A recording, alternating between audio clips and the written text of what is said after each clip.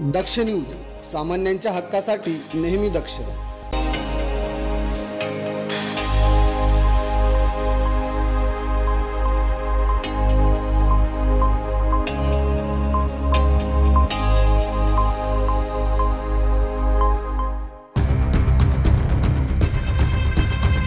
मालेगाव येथील इंदू मेमोरियल हॉस्पिटलमध्ये 13 जुलै रोजी पहाटे 3 वाजता हॉस्पिटलमध्येच काम करणाऱ्या मोहम्मद अथर खुर्शीद अहमद या युवकाने अल्पवयीन आदिवासी नर्सवर अत्याचार केल्याची संतापजनक घटना उघडकीस आली होती।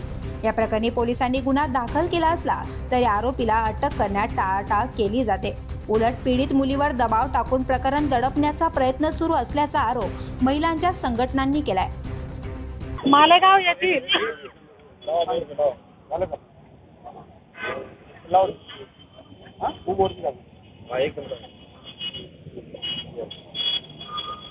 मालेगाव येथील एका खासगी रुग्णालयामध्ये इंदू मेमोरियल हॉस्पिटलमध्ये एका वयस्कर म्हणजे 30 वर्षीय व्यक्तीने अल्पवयीन मुलीवर, हिंदू आदिवासी मुलीवर जो बलात्कार केला, याच्या विरुद्ध आमचा हा मोर्चा आहे। बलात्काराच्या या घटना वारंवार वाढत आहेत आणि वारंवार होताना दिसत आहेत आणि याचं कारण आपल्या देशातले असलेले दुर्बळ कायदे। त्याच्यामुळे आमची ही मागणी आहे की आज आणि इथून पुढे बलात्कारांना फाशी ही झालीच पाहिजे। त्याचबरोबर मालेगावामधल्या आणि इतरत्रही सर्वत्र आपल्याला लक्षात येतं की कोणत्याही हॉस्पिटलमध्ये गेल्यानंतर अनागोंदी आणि सावळा गोंधळ असतो, सावळा कारभार असतो। तर याच्यावर पायबंद बसण्यासाठी तिथे SOP लावण्यात यावी अशी आमची जिल्हाधिकाऱ्यांकडे मागणी आहे।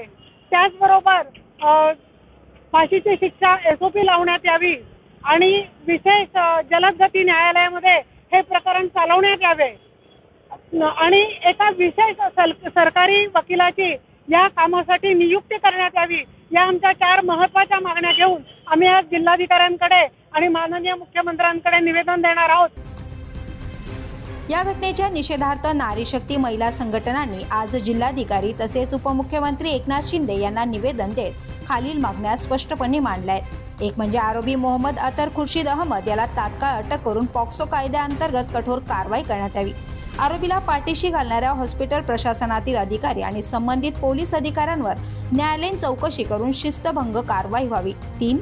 पीडित मुलीला आणि तिच्या कुटुंबियांना तात्काळ शासनाकडून आर्थिक आणि कायदेशीर मदत मिळावी। आणि 4थी म्हणजे राज्यातील सर्व रुग्णालयांमध्ये महिला कर्मचाऱ्यांच्या सुरक्षेसाठी स्वतंत्र नियमावली तयार करून तिची प्रभावी अंमलबजावणी करण्यात यावी।